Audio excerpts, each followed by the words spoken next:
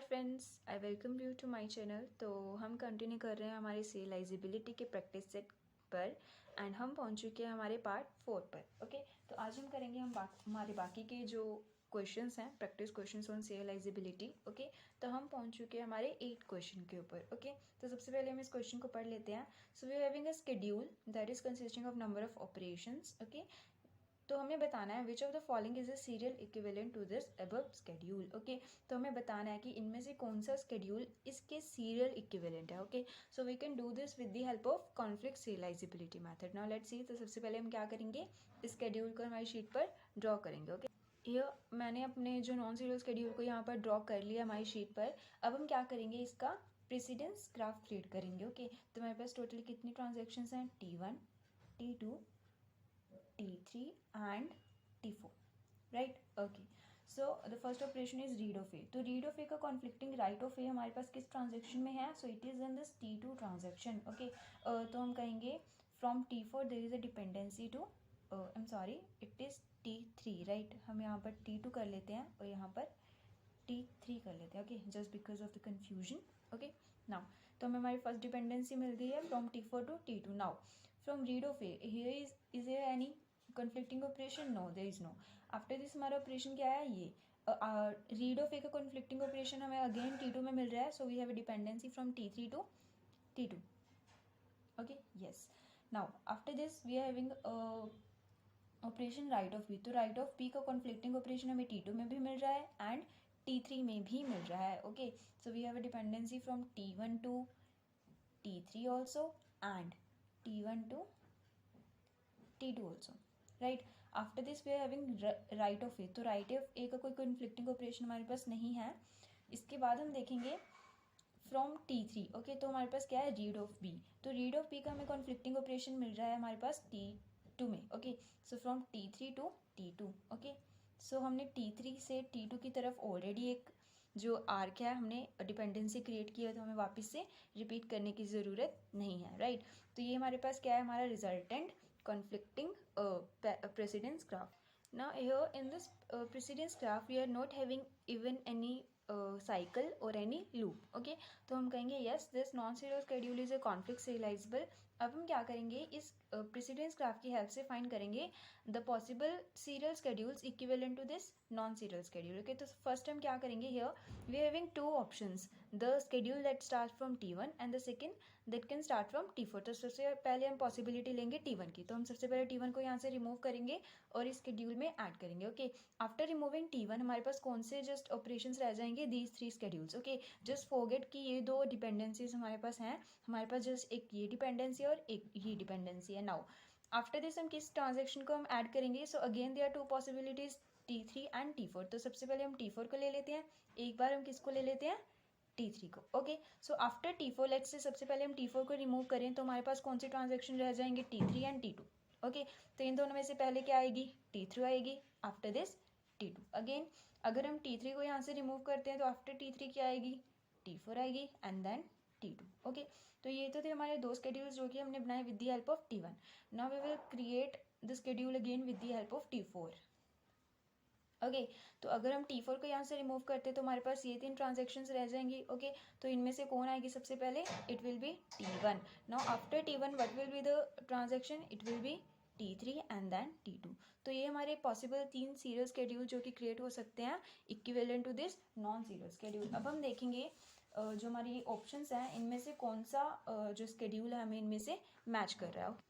तो इनमें से जो स्केड्यूल इनमें से किसी एक के साथ मैच कर रहा है वो क्या है, सी ये तो नहीं है क्योंकि ये या तो T1 से स्टार्ट हुआ है या फिर T4 से। इसमें अगर हम देखें it is from T1 T3 but यहाँ पर T4 नहीं है, तो ये भी नहीं है, ये भी नहीं है। यस, अब हम इसको चेक करते हैं। Here T1 T1 T4 T4 T3 T3 and T2 T2। Yes, we are getting a equivalent match. तो इनमें से ये पॉसिबल जो सीरियल स्केड्यूल है वो इस नॉन सीरियल स्केड्यूल के इक्विवेलेंट हमारे पास बन सकता है। सो this is a result. Okay, I hope so ये क्वेश्चन आपको समझ में आया होगा। Now let's see the next question. Okay, तो नेक्स्ट क्वेश्चन में हमारे पास अगेन एक स्केड्यूल हमारे पास गिवन है और हमें बताना है क्या ये स्केड्यूल ओनली व्यू सीरियलाइजेबल है, सिर्फ कॉन्फ्लिक्ट सीरियलाइजेबल है, व्यू और कॉन्फ्लिक्ट दोनों है, या फिर सीरियलाइजेबल ही नहीं है। ओके, तो सबसे पहले हम इस स्केड्यूल को ड्रॉ कर लेते हैं। So I have drawn the equivalent non-serial schedule over here and its name is let's say S. Okay, तो अब हम क्या करेंगे, इसका equivalent precedence graph create करेंगे in order to check क्या ये conflict serializable है या फिर नहीं है. Okay, so firstly we will create precedence graph. Now I will very happy अगर इस क्वेश्चन को आप अपने आप से सॉल्व करेंगे. ओके, तो अगर आपसे नहीं होगा then you can see my solution, but firstly you try to solve this, right? Okay, so we are having two transactions. It is very easy because it is consisting of only two transactions. Okay.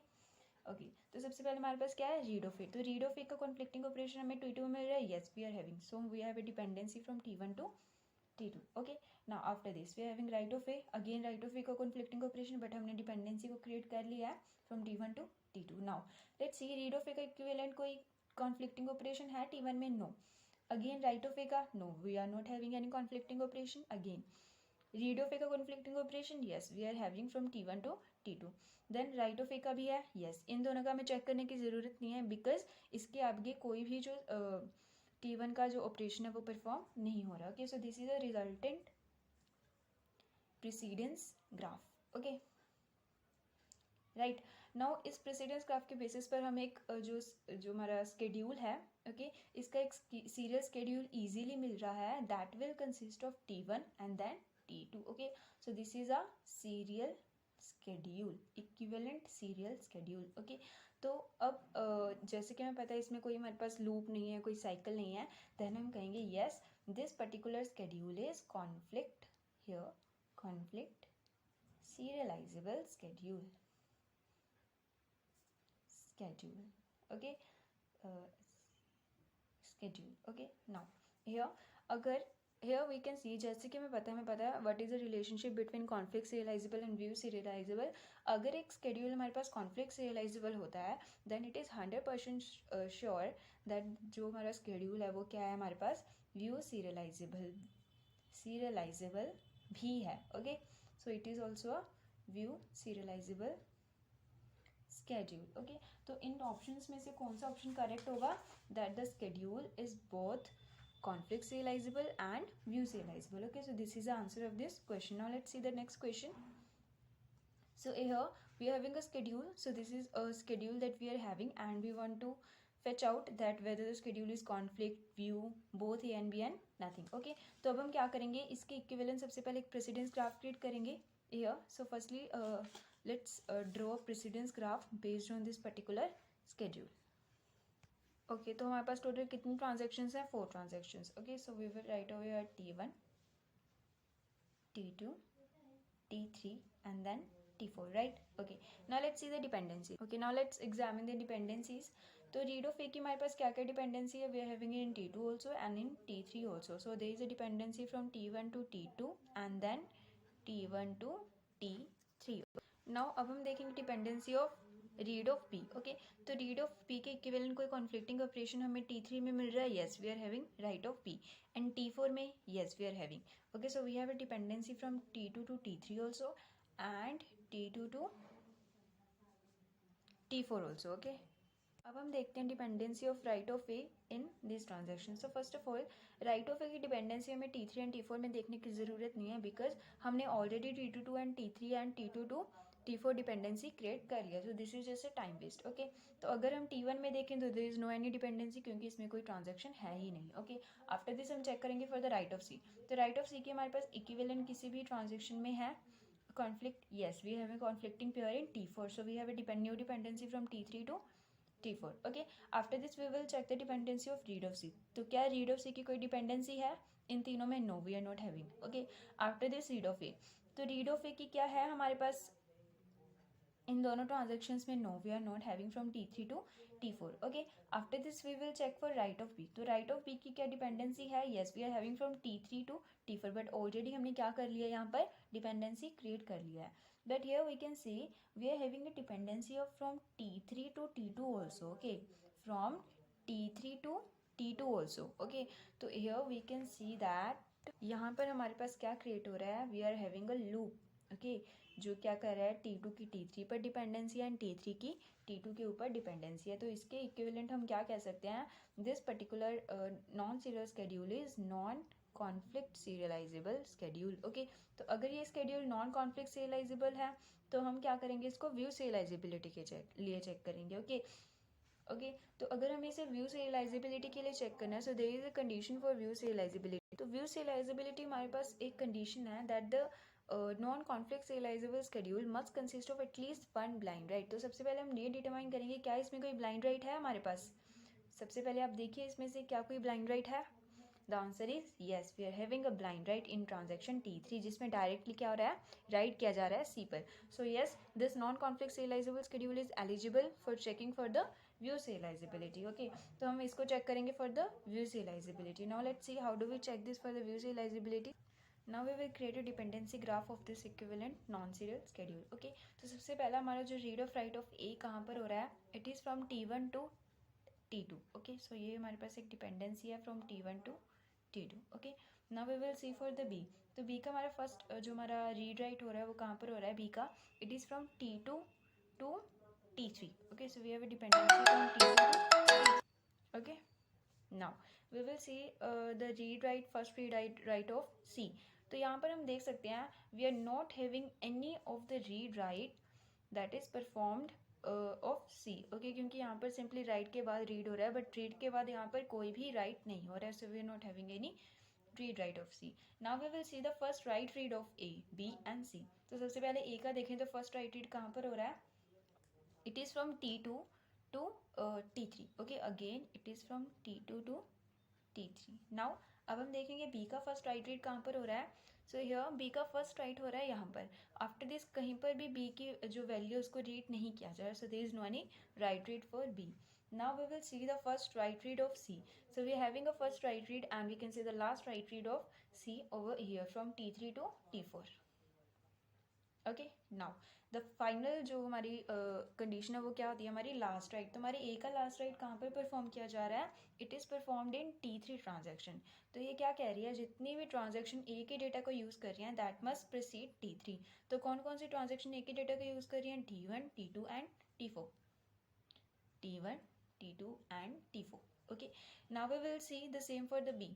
तो बी का last write कहाँ पर perform हो रहा है, it is performed in T4. तो ये क्या इंडिकेट कर रहा है, जो भी ट्रांजेक्शन बी को यूज़ कर रही हैं that is T2 and T3 that must precede T4, T2 and T3. Okay now we will see the same for the C. तो C का लास्ट राइट कहाँ पर परफॉर्म हो रहा है, यहाँ पर. तो ये क्या कह रहा है, the transaction that are using C that must come before T3. Okay that is T4. तो ये हमारे पास क्या बन चुकी है, हमारे पास टोटल रिजल्टेंट डिपेंडेंसीज हैं. तो इनके बेसिस पर हमने क्या करना है, ये देखना है कि क्या इसके इक्विवेलेंट कोई सीरियल शेड्यूल है. But here we can see that इसमें जो स्टेटमेंट्स हैं वो आपस में क्या कर रही हैं, कॉन्ट्रडिक्ट कर रही हैं. ओके तो इसमें क्या कहा गया, T1 must precede T4, but यहाँ पर कहा गया T4 must preceded T3. Here in दोनों में भी अगर हम देखें तो इसमें क्या कहा गया है, T4 must preceded T3, but इसमें कहा गया है T3 must precede T4. So there is a, so we can say there is a contradiction. तो हम कहेंगे yes, there is no any serial schedule equivalent to this non-serial schedule because it is not conflict serializable and it is not view serializable. Okay, so what will be the resultant of this question, so it will be nothing because this schedule is non-serializable schedule. Okay, I hope so आपको समझ में आया होगा. Now let's see our next question. Okay, so हमारा next question क्या है हमारे पास.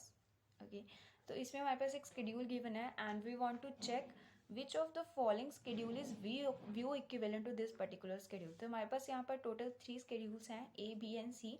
इनका नेम हम रख लेते हैं like S1, S2 and S3 and हमें डिटरमाइन करना है कि इनमें से कौन सा स्केड्यूल इस पर्टिकुलर स्केड्यूल के व्यू इक्विवेलेंट है, राइट.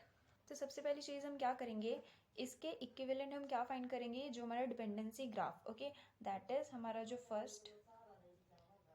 जो हमारा फर्स्ट होगा first write read and last right. Okay तो हमारा फर्स्ट रीड राइट कहाँ पर हो रहा है इन स्केड्यूल में P का.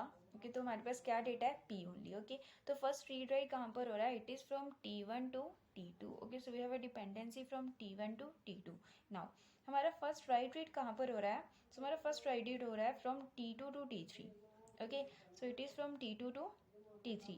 लास्ट राइट ऑफ दिस कहाँ पर हो रहा है हमारा, it is in this T3 transaction. तो ये क्या कह रही है कि जितनी भी ट्रांजेक्शन है let's say T2 and T3 they must preceded T3. तो हमारे पास क्या बन चुकी हैं, हमारे पास 3 टोटल डिपेंडेंसीज हमारे पास क्या हो चुकी हैं, क्रिएट हो चुकी हैं। ओके, तो अब इन 3 डिपेंडेंसीज के बेसिस पर अगर हम एक सीरियल स्केड्यूल बनाना चाहें तो वो क्या होगा, लेट्स सी। इन इस डिपेंडेंसी हमें क्या क्लियर हो चुका है कि इन तीनों पोजीशंस में T3 will come at the last position. Now according to this one dependency we can see that T1 must precede T2। तो हमें हमारी जो रिजल्टेंट सीरियल स्केड्यूल इस नॉन सीरियल स्केड्यूल के इक्विवेलेंट मिल चुका है। ओके, तो अब हम देखेंगे इनमें से कौन सा स्केड्यूल है जो हमारे रूल को फॉलो अप कर रहा है। ओके, तो इनमें से हमारा जो स्केड्यूल है जो इस सीरीज को फॉलो कर रहा है that is schedule number A that approaches from T1 T2 and T3। So this is a resultant. Okay, तो ये हमारा रिजल्ट है, it is an equivalent serial view equivalent schedule which is view equivalent to this non-serial schedule. So this is a result of this 11th question. Now let's move towards our last question of this practice set. तो इस question में हमारे पास क्या दिया, हमारे पास कुछ number of statements given है और हमें बताना है इनमें से कौन सी स्टेटमेंट्स रॉन्ग है, राइट। तो सबसे पहले स्टेटमेंट को रीड करते हैं। A schedule can only conflict serializable but not view serializable। तो फर्स्ट ऑफ ऑल जैसे कि मैंने आपको बताया था relationship between conflict and view serializability, अगर एक स्केड्यूल कॉन्फ्लिक्ट serializable होता है then obviously 100% sure that schedule will be view serializable। तो हम कहेंगे this statement is wrong. Okay, ऐसा कभी नहीं होगा कि कोई स्केड्यूल कॉन्फ्लिक्ट serializable होगा बट व्यू serializable नहीं होगा। ओके, कोई भी conflict serializable schedule always view serializable होता है। ओके, नेक्स्ट स्टेटमेंट को हम पढ़ते हैं। Schedule can be only view serializable but not conflict serializable। Yes, it can be true. अगर स्केड्यूल कॉन्फ्लिक्ट serializable नहीं है तो अगर स्केड्यूल में कोई ब्लाइंड राइट है, yes there are chances of that schedule to be view serializable। Okay, next, a schedule can be both conflict serializable and view serializable। yes it is also true। अगर कोई schedule conflict serializable है that is it is sure that वो क्या होगा, view serializable भी होगा। हमारी चौथी जो हमारी स्टेटमेंट है उसमें क्या पूछा गया, अ schedule can neither conflict serializable nor view serializable। yes this can also be true। अगर एक स्केड्यूल नॉन serializable स्केड्यूल होगा that indicates it is neither conflict serializable nor view serializable। here so this is last question of our practice set। तो I hope so आपको जो practice set में जितने भी questions मैंने अब तक इंक्लूड किए आप सभी को अच्छे लगे होंगे। तो इस प्रैक्टिस सेट में बेसिकली मैंने वही क्वेश्चंस को इंक्लूड किया जो कि कॉमनली पूछे जा सकते हैं that related to the topic of serializability। अगर आपको ये सभी क्वेश्चंस प्रॉपरली क्लियर हो चुके हैं और अगर आपने इन क्वेश्चंस को खुद से भी सॉल्व कर लिया है then I assure you, I am 100% sure आपको जो serializability का टॉपिक है वो क्लियर हो चुका है। ओके, तो अगर आपको मेरी ये मेहनत अच्छी लगी हो, मेरी ये वीडियोज़ अच्छी लगी जो कि मैंने प्रैक्टिस सेट के ऊपर बनाई हैं, तो मेरे चैनल को ज़रूर सब्सक्राइब कर देना और वीडियो को लाइक कर देना है। और चाहें तो आप इन वीडियोज़ को अपने फ्रेंड्स को भी शेयर कर सकते हैं। Thank you.